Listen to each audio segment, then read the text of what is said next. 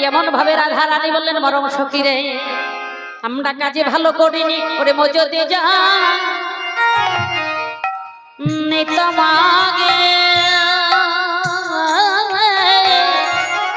ও গয়ে পথে কয় মরম সখী রে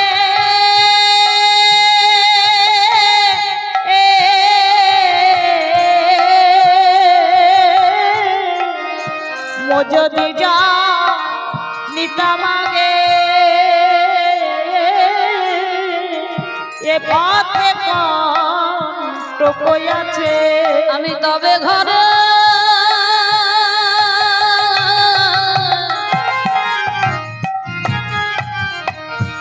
না হইতাম বাহির গো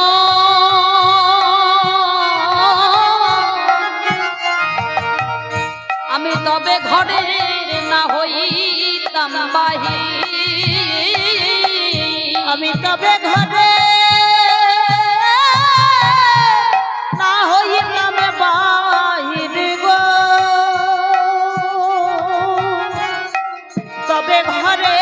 না হইতাম বাহির আর ঘর হইতে বাহির হতে ও চালটে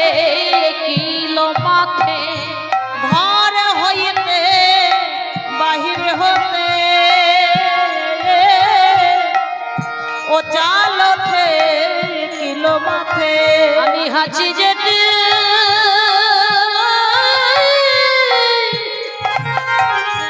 না বলিলাম বাধা গো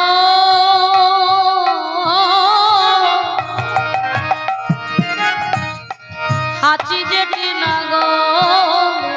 বাধা আমি হাঁচি জেঠি না গনিলাম বাধাব হাঁচি জেঠি না গনিলাম বাধা আমি কোনো বাধা মানি না আমি কোনো বাধা মানি না কোনো বাধা মানি না ঘর হইতে বাহির হইয়ে কোনো বাধা মানি নাই ঘর হইতে বাহির হয়ে কোনো বাধা মানি না বলিতে আমার মরম সখী হরে হরে ঘর হইতে বাহির হয়ে ঘর হইতে বাহির হয়ে ঘর হইতে বাহির হয়ে কোনো বাধা মানি না হাঁচি জেঠি না গনিলাম বাধা হরিণী পালিয়ে যেতে ঠেকিলাম বেতের হাতে যেমনই ঠেকিয়া গেল রাধা ঘটের বৈরি নদী পথের বৈরি হইল দাদি দেহের বৈরি হইল যৌবন হেন মনে উঠে তাব যমুনাতে দিয়ে যা না রাখিব এছাড়ো জীবন তো এমন ভাবে রাধারানী বললেন সখীরে ঘরের বৈরি ননদিনী কারণ কুটিলার মতো ননদী যদি কারোর ঘরে থাকে তার যে কত সুখ মনে হ্যাঁ নটা নদী পার হতে যতটা বেগ না পেতে হয় ওই ননদীর মন পেতে গেলে ততটা বেগ পেতে হয় তাই রাধারানী বললেন সখীরে ননদী তো নয় জন্য সে আকুলের কাটা বলে জড়াইয়ে যাও জড়াইয়ে ধরে জড়াইয়ে জড়াইয়ে ধরে জড়াইয়ে যাও জড়াইয়ে ধরে জড়াইয়ে জড়াইয়ে ধরে আকুলের কাটার মতো জড়াইয়ে যাও জড়াইয়ে ধরে শিয়া কুলের কাটার মতো জড়াইয়ে জড়াইয়ে ধরে ফুলের কাটার মতো জড়াইয়ে জড়াইয়ে ধরে ওই সেই আকুলের কাটার মতো জড়াইয়ে জড়াইয়ে ধরে শিয়া কুলের কাটার মতো আমার মরম সখী হরি শিয়া কুলের কাটার মতো ওরে আমার মরণ সখী শিয়া কুলের কাটার মতো জড়াইয়ে জড়াইয়ে ধরে আর শাশুড়ি তো নয় যেন কাঁঠালের আঠা যার নাম শুনলে যাই শ্বাস যায় উড়ি উড়ি উড়ি হ্যাঁ তাই রাধারানী বললেন সখী রে আমি কাজ ভালো করি নাই রে করি নাই রে ও হইনি সোনার গাছ দানি না সারাইয়ে পাশ ডালে বলে নিল বুড়াইয়া বাড়াইমা বলে নাও না তিনি তুই যদি সোনার গাছ হোস তাহলে এক কাজ কর ওই সোনার গাছ হইতে একটি পাতা ছিঁড়ে দে না একটি পাতা ছিঁড়ে দে না পাতা ছিঁড়ে দে না একটি পাতা ছিঁড়ে দে না এ তোর সোনার গাছ হইতে পাতা ছিঁড়ে দে না তোর সোনার গাছ হইতে পাতা ছিঁড়ে দে না তোর সোনার গাছ বলি যাত্রা দাঁতি হৃদয় হইতে তোর সোনার গাছ হইতে জানি বিদায় হয়ে তোর সোনার গাছ হইতে জানি বিদায় হয়ে তোর সোনার গাছ হইতে জানি বিদায় হয়ে তোর সোনার গাছ হইতে পাতা ছিঁড়ে দে না এমন ভাবে আজ বাড়াই মা বলছে ও নাতিনি তোর ওই গাছ হই সোনার গাছ হইতে একটি পাতা ছিঁড়ে দে তাহলে দানি আমার বিদায় হয়ে চলে যাবে কারণ রাধা গোবিন্দের যে প্রেম এটা তো নিষ্কাম প্রেম শাস্ত্রে বললেন অকৈতব কৃষ্ণ প্রেম যেন জন্ম নদ হে এই প্রেমে নিলোকে না হয় যদি হয় যোগ কবু না হয় বিয়োগ বিয়োগ হইলি কবু না যে কভো না যে কারণ একবার যোগ হয়ে যদি বিয়োগ হয়ে যায় তাহলে কি হয় জানো সে তো মরেও না বাঁচেও না মরেও না বাঁচেও না বাঁচেও না বলি মরেও না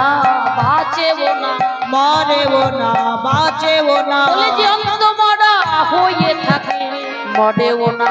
বাঁচেও না জীবন্তে মরা হয়ে থাকে মরেও না বাঁচেও না জানতে মরা হয়ে সে তো মরেও না বাঁচেও না হরি বল হরি বল হরি বল। মরা হয়ে থাকে মরেও না বাঁচেও না জীবন্তে মরা হয়ে থাকে মরেও না বাঁচেও না তাহলে গুরু কৃপা ছাড়া বাবা কিছুই হবে না গুরুচরণ আশ্রয় করুন গুরুচরণ আশ্রয় করে যদি কৃষ্ণ ভজন করা যায় তবে আমার কৃষ্ণর কৃপা হবে আর গুরুচরণ আশ্রয় না করলে কৃষ্ণ কৃপা হবে না। কারণ তোমার কৃষ্ণকে জানাবে কি বাবা? কৃষ্ণ চিনাবে কি সেই দয়ালু শ্রী গুরুদেব কারণ গুরুদেবের মধ্যে তোমার সেই ভগবান বিরাজ করছে গুরুদেবের ভিতরেই তোমার সেই অনাদি রাধি গোবিন্দ বিরাজ করছে হরি বল হরি বল। তাই গুরুচরণ আশ্রয় করুন শাস্ত্রে বললেন গুরু তুই গোবিন্দ ভজে সেই পাপী নরক ভজে কারণ গুরুদেবকে ত্যাগ করে গোবিন্দ ভজন করা যাবে না তাতে গোবিন্দ সন্তুষ্ট না গুরুচরণ আশ্রয় করে কৃষ্ণ ভজন করো তবে আমার ভগবানের কৃপা হবে তাই এমন ভাবে আজ রাধা রানী বললেন সখী রে আমি তোদের কাছে আর বাকি বা বলবো ওরে মরম সখী রে আমি এই কৃষ্ণ বাদিনীর ঘরে বসত করি আমি কৃষ্ণ বলে কাঁদিতে পারি না হা কৃষ্ণ প্রাণ কৃষ্ণ বলে আমি তাকে ডাকার মতো ডাকিতে পারি না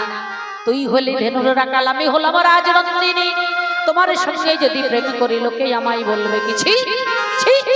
ছি ছি নীলাজ কানাই ছুঁয়ো না ছিছি নীলাজ কানাই ছুঁয়ো না ছি ছি নীলাজ কানাই ছুঁয়ো না। ছিছি নীলাজ কানাই ছুঁয়ো না বলি আমরা পরের নারী ওগো আমরা পরের নারী বলি আমরা পরের নারী আমরা পরের নারী পুরুষের পাবন পরশে পারি পুরুষের পাবন পরশে পুরুষের পাবন পরশে পারি পুরুষের পাবন পরশে সচিলে সিনান কৌরি কানাই ছুঁয়ো না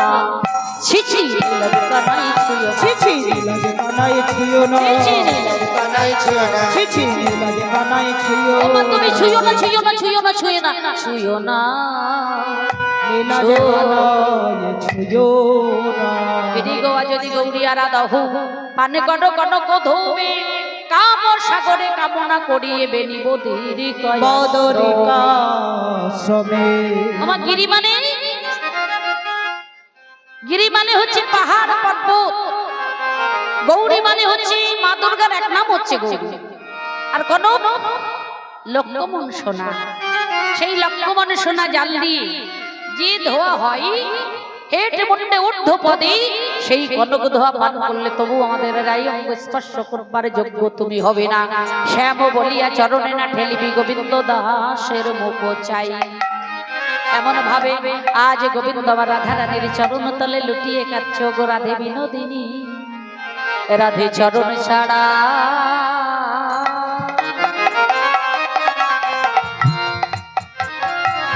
ছাড়া করো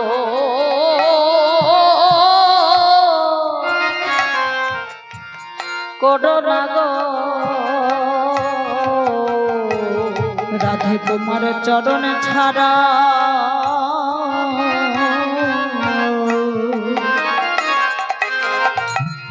করো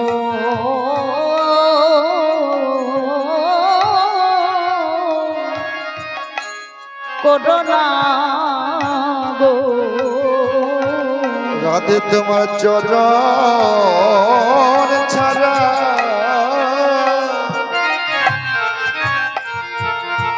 চরণ ছাড়া করো না গো ও গো রাধে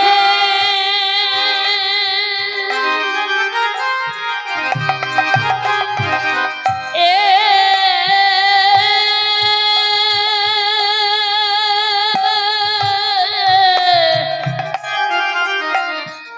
রাধে বিনোদিনী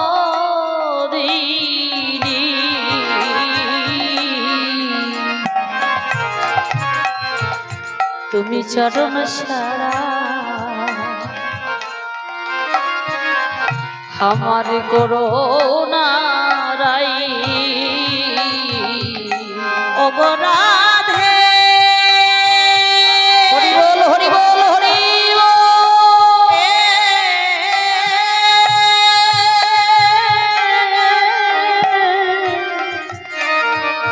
ও গো রাধে বিনোদিনী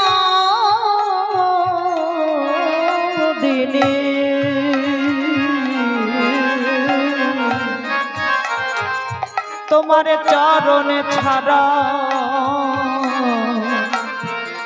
করো নারা রাধে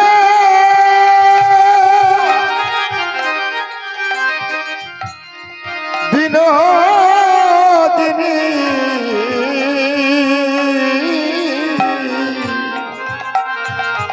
তোমার চরণ ছাড়া করো না আমি তোমার চরণের লাগি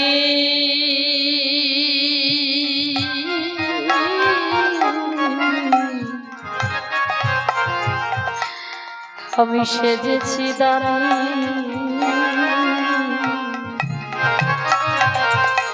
রাধে চরণ ছাড়া ছাড়া করো নাই রাই তোমার চরণের লাগি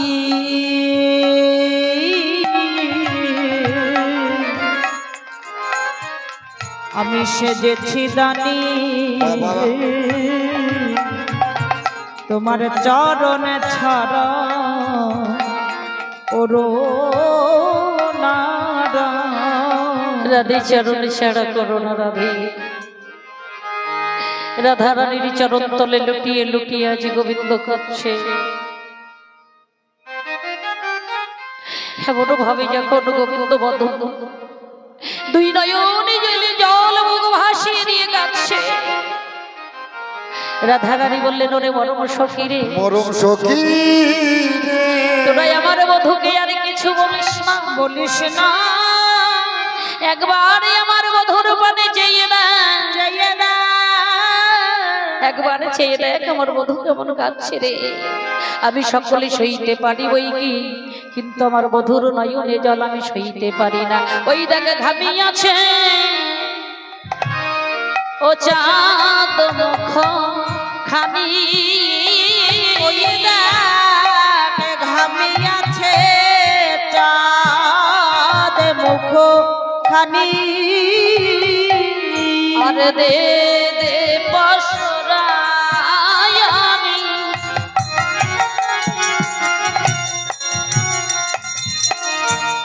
যার লাগি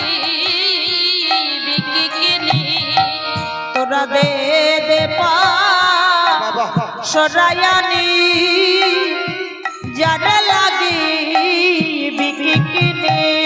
বসে খাওয়া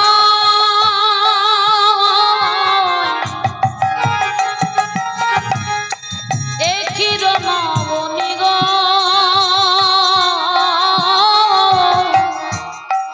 সে খাওয়াই একই রমণী সখীরে সেই খাবো একই নবনী গো সেই খাবো একই নবনী এত বলে মন সুখে তুলে দিলেন কৃষ্ণের মুখে সখীরা যাই রাধার বদনে রাধার বদনে ভজন হইল সাই আচমন কটাইল তাই প্রসাদ পাইলেন জনে জনে। তো এমন ভাবি আজ সবাই প্রসাদ পেয়েছে, তখন রাধারানী বললেন ওরে মরম সখী তোমরা ঘরে গিয়ে ইহাই বলো দান ঘাটেতে রাই বিকাল। তোমরা ঘরে গিয়ে ইহাই বলো কানে ঘাটিতে